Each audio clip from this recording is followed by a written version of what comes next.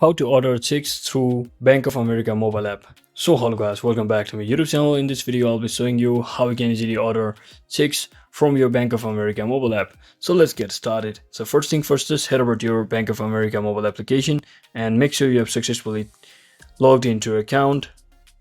And once you're successfully logged into your account, you can just choose the account from which you want to order chicks through mobile app.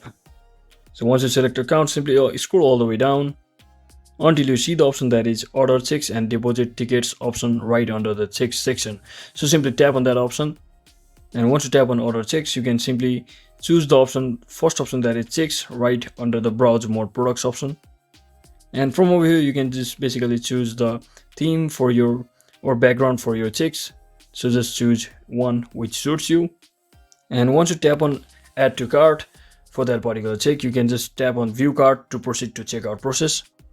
So once you tap on proceed to checkout after doing all of those mentioned things, you just have to provide your shipping method.